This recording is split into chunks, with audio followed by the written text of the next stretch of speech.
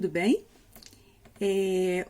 Hoje eu vim falar com vocês de um tema, na verdade um assunto, que não é diretamente um assunto de filosofia, né? Não é um tema de filosofia, mas é uma informação, é algo de formação, na verdade, que a gente precisa saber para poder estudar filosofia. Né? Pelo menos eu, como historiadora da filosofia, eu considero que é importante que a gente saiba disso que eu vou falar hoje. Claro que eu vou falar de uma forma muito resumida, mas depois vocês podem buscar mais informações, né? Mais referências. Eu gostaria de falar hoje sobre os períodos da história da filosofia, né? A divisão histórica da filosofia. Como que a filosofia pensa a divisão histórica do tempo, né? Eu acho que é importante para a gente ter um panorama, porque claro que a gente não vai ler a filosofia inteira, né? Nem mesmo quem só se dedica a ela pode se dar o luxo de ler a filosofia inteira, porque são, né, 2.600 anos de filosofia. Então é muita obra, muito período, muito filósofo, muita corrente filosófica. Mas para a gente ter um panorama geral, eu queria que vocês prestassem atenção no que eu vou dizer a partir de agora. Tá? Para a gente poder fazer uma sistematização daquilo que é estudar filosofia ao longo da história. Então vamos lá? Então, a filosofia, como vocês já devem saber, ou né, se não sabem, ficam sabendo agora, também eu já falei disso no primeiro vídeo do canal, no segundo. A filosofia ela nasce no século VI, do 7 para o 6, né? E eu também já falei outras vezes, é importante ressaltar. Quando a gente está antes de Cristo, a gente conta o tempo de trás para frente, né? Então, século 6, 5, 4, 3, 2, 1, 1 depois de Cristo, 2 depois de Cristo, 3 depois de Cristo, e assim até chegar no nosso século, né? Então, o tempo se conta de forma decrescente quando a gente está falando de períodos históricos anteriores a Cristo. É assim que a gente conta a nossa história no Ocidente, né? Pelo menos.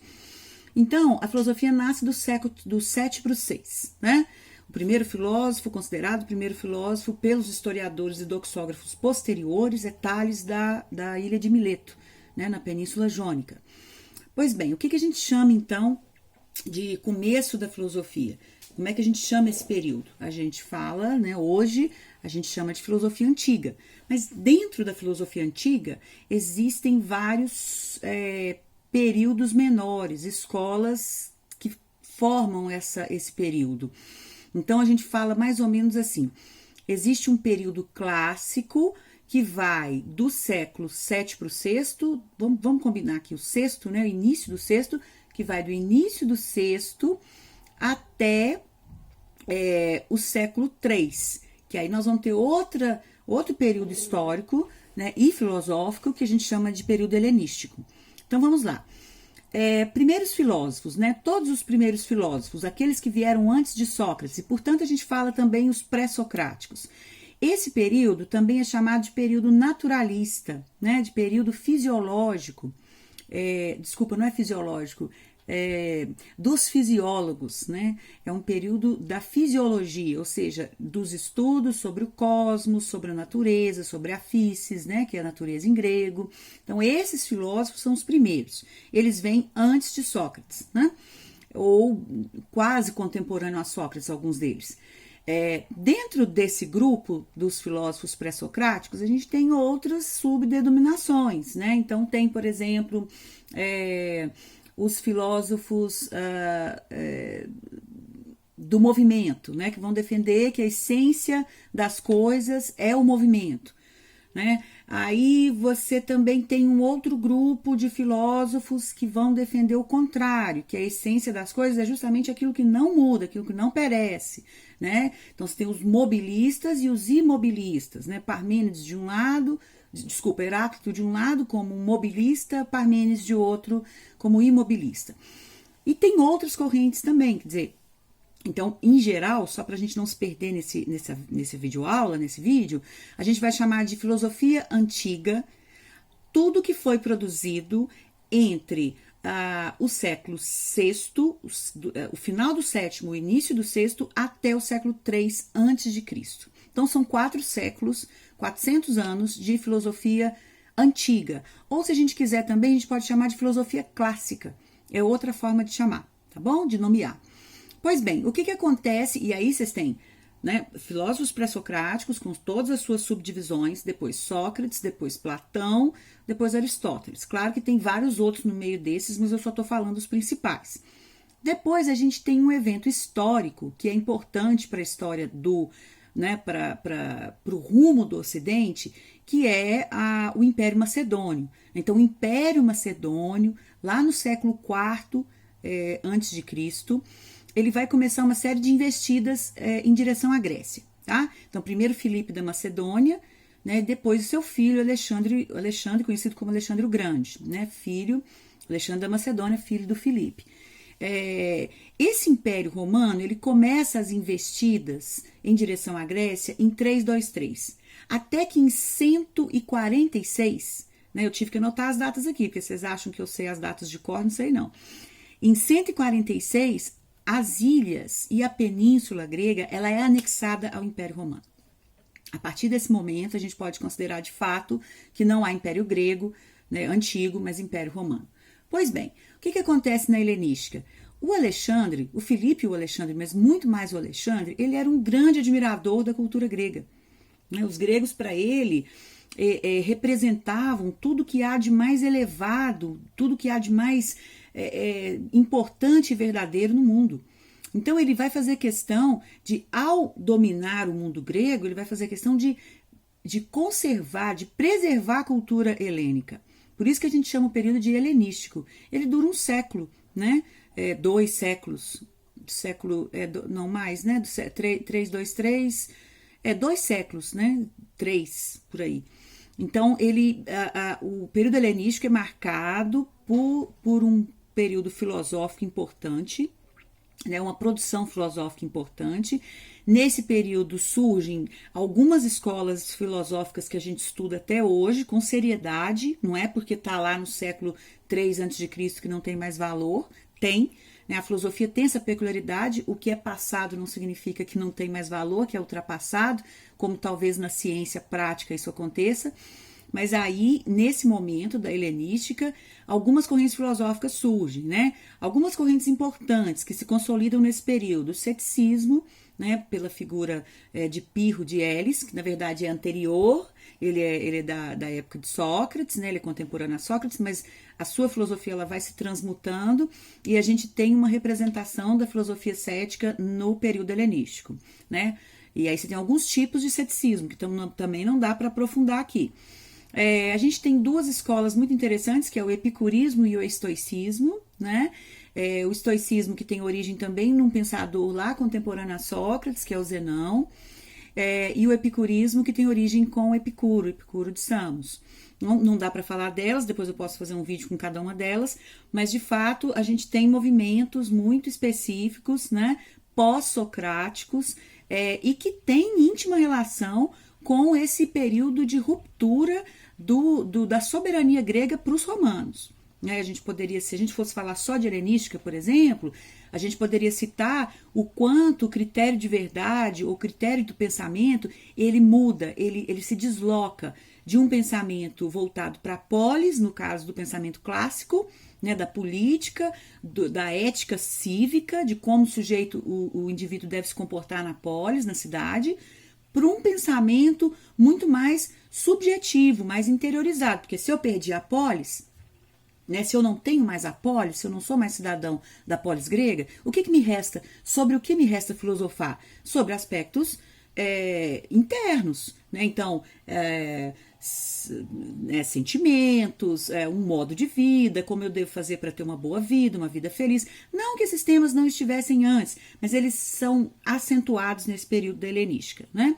Então, a gente pode falar também do cinismo, que hoje a gente chama de uma escola, um movimento, mas na verdade não foi uma escola, né, lá no seu início. Ele era representado pelo seu patrono, né, que é o Diógenes de Sinope, que era uma figura muito engraçada, muito importante, que executa uma ruptura muito interessante, assim, no sentido de criticar os grandes sistemas, né, de criticar as filosofias muito robustas, né, com muitas propostas sobre a verdade. E aí aparece Diógenes de Sinope, que é uma figura emblemática, né, que faz da vida dele a sua filosofia, né, tem anedotas que dizem que ele morava num barril, que ele ignorava a riqueza, né? Tem várias piadas dele, um dia eu conto para vocês, é muito interessante.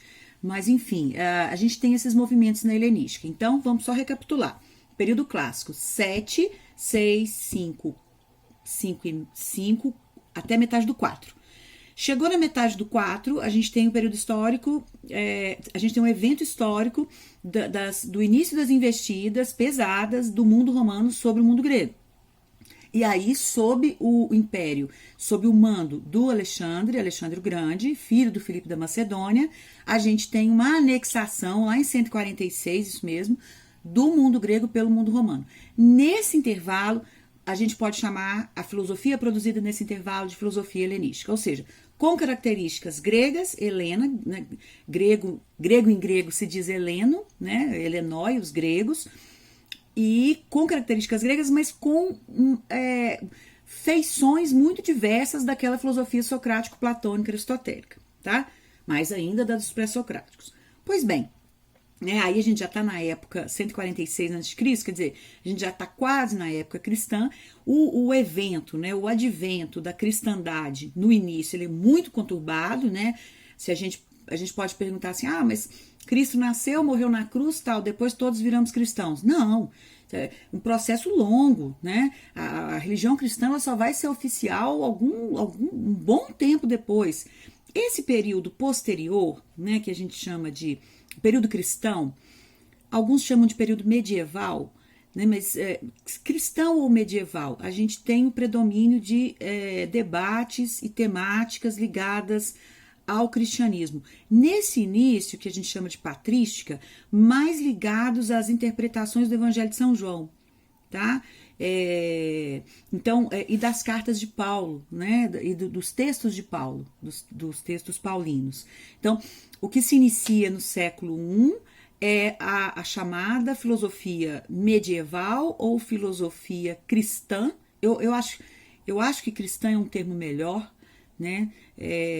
Porque medieval tem uma conotação de que está no meio e, enfim, não esclarece tanto, mas cristã esclarece mais, né? Uma filosofia / teologia, muitas vezes, na maioria das vezes. Então, a questão de Deus ela não é colocada como opção. Alguns filósofos vão até questionar a existência de Deus, mas não falar de Deus não é uma opção, né? Então, nesse período, a gente tem uma escola filosófica muito importante chamada neoplatonismo. O representante maior dela é o Plotino. Então, esse filósofo vai recuperar os escritos de Platão e uma certa vertente mística, né, tentando, de certa forma, o que vai acontecer depois na patrística, uma cristianização da filosofia platônica, né? Então, aí você tem, do século I ao século VII, VIII, um movimento que a gente chama patrística. Depois, do século IX ao século XV, a gente tem a escolástica. A patrística mais a escolástica, em conjunto, nós podemos chamar de filosofia cristã, tá? O neoplatonismo também como uma proto-filosofia cristã. Bom, no século XV, e aí vocês imaginam, eu poderia ficar aqui 3 horas falando da patrística e da escolástica, que não ia esgotar nem 1% do que esses filósofos pensaram. Mas como nosso objetivo é o panorama, no século XV a gente pensa o quê? Período histórico e filosófico do Renascimento, que nada mais é, né, trocando em miúdos e sendo muito simplório aqui, do que um retorno aos valores greco-romanos. Então, isso tudo que na patrística e na escolástica ficou um pouco apagado, ficou de lado, que é o mundo pagão, o mundo grego, o mundo antes de Cristo, no Renascimento ele volta com grande força. Então, o Renascimento ele acontece em dois países de forma mais efetiva, né, que é a Inglaterra e a Itália. Então, nós temos vários exemplos de filósofos, nós temos vários exemplos da literatura, da arte, da música, todas em consonância com essa condição de retorno ao saber pagão, né? Por que nós deixamos por tantos séculos, 15 séculos, de estudar os gregos? Então, nós vamos retornar aos gregos.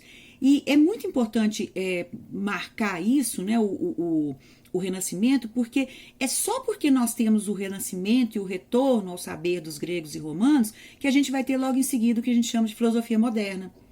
Que a gente vai ter um pouquinho antes um evento histórico que nós chamamos de Reforma Protestante, né? O desenvolvimento da ciência ele está intimamente ligado com a retomada do saber dos gregos e dos romanos, o saber da matemática, da astrologia, e a astrologia mesmo, viu? Não é astronomia, depois que a gente perverteu esse nome, da física, da observação empírica, da filosofia, né?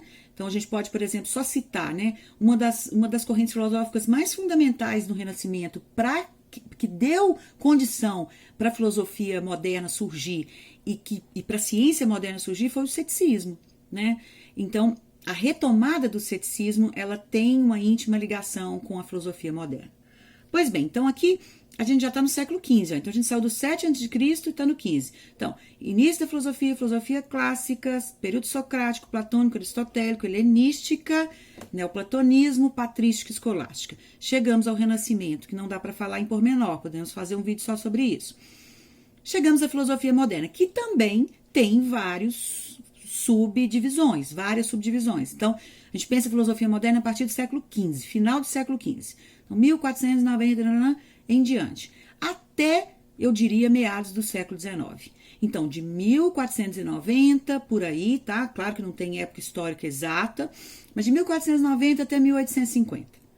Esse período, né, mais 400 anos, nós chamamos de filosofia moderna. O que é filosofia moderna? Também a gente tem que falar com muito cuidado, porque dentro da filosofia moderna você tem várias correntes. Tem, por exemplo, o ceticismo moderno, David Hume, a gente tem o racionalismo, que é atribuído à filosofia cartesiana, né, que escreveu lá no século XVI. Você tem o empirismo, né, que é outro tipo de filosofia também fundamental. Né, por exemplo, tem um pensador que é muito importante, que é o John Locke. Né, então, David Hume, John Locke, veja só, dois ingleses, né? Quer dizer, parece que Hume é escocês, vou conferir isso depois. Vocês confiram também. Mas dentro da filosofia moderna você tem outros vários movimentos, tá? Então, a filosofia moderna ela é fundamental para a gente entender o que era antes e o que vem depois. Né? Para não delongar muito no vídeo, logo em seguida eu chamo o século XIX do século da ruptura, e ruptura não só na filosofia, na arte, na ciência. Né? Eu costumo brincar com os meus alunos que tem 2 séculos que eu não entendo na história da filosofia. Um é o século V e o outro é o século XIX. Porque o século V, não, dá para pôr mais um aí, o século V a.C., o século XVI depois de Cristo e o século XIX. Porque são tantas pessoas, são tantos pensamentos, são tantos filósofos, tantas descobertas científicas, tantas elaborações sistemáticas do saber e do conhecimento, que a gente pensa, né? Eu brinco com os meus alunos, será que foi uma invasão alienígena, né? Será que a humanidade é capaz de tanta coisa em 100 anos? E a humanidade foi capaz disso em 100 anos no século XIX. Um século complexo, difícil de estudar, eu separaria ele pelo menos a cada 25 anos, né? Pra gente poder entender. Mas é um século de ruptura. Ruptura com o quê? Com a filosofia moderna, com o ideal de verdade, com a ideia de ciência absoluta, mas na medida em que também dialoga com o máximo da crença científica, que é o positivismo, que é outra corrente filosófica da modernidade. Seria assim a extrema, assim, que leva a modernidade ao ápice. Bom, século XIX, então, eu creio que a gente possa chamar dessa ruptura. Do século XIX, da segunda metade do século XIX até hoje, até a hora que eu estou gravando esse vídeo, eu, professora Venúncia, né, pesquisadora, eu, estudante, que eu sou estudante até o meu último dia de vida, eu considero filosofia contemporânea. Então, eu evito, por exemplo, usar termos como pós-moderno, né, que é uma possibilidade.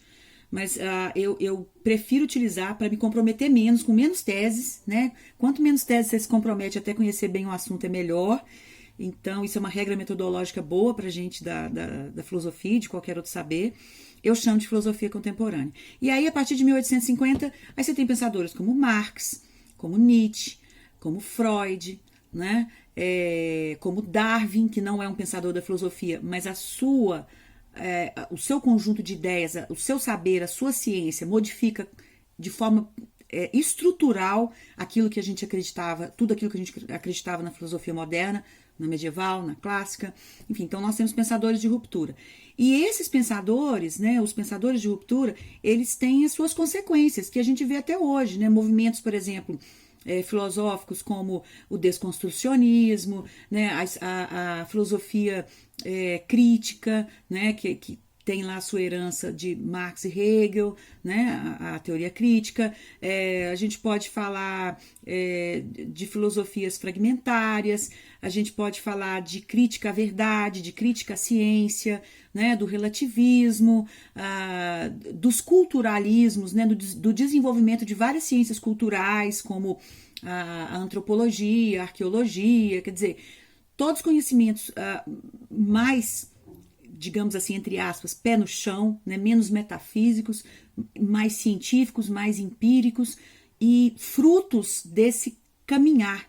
Eu não quero fazer parecer que eu sou uma evolucionista, né, que eu acho que uma coisa depende da outra para acontecer, mas depois que acontece, quando você está olhando para trás, depende, né? Depende, não dá para pensar a filosofia moderna sem o Renascimento, não dá para pensar o Renascimento sem o medievo, não dá para pensar o medievo sem o neoplatonismo, sem a filosofia helenística, sem Sócrates. Então a gente precisa desse panorama para começar a entender filosofia. Foi por isso que eu quis gravar esse vídeo. Espero ter ficado claro. Se não ficar, coloca a pergunta aí nos comentários que eu respondo com a maior calma do mundo. E se tiver algum tema que vocês quiserem que eu aprofunde a partir desse vídeo, é só pedir que, na medida do possível, eu gravo para vocês. Um abraço e até mais.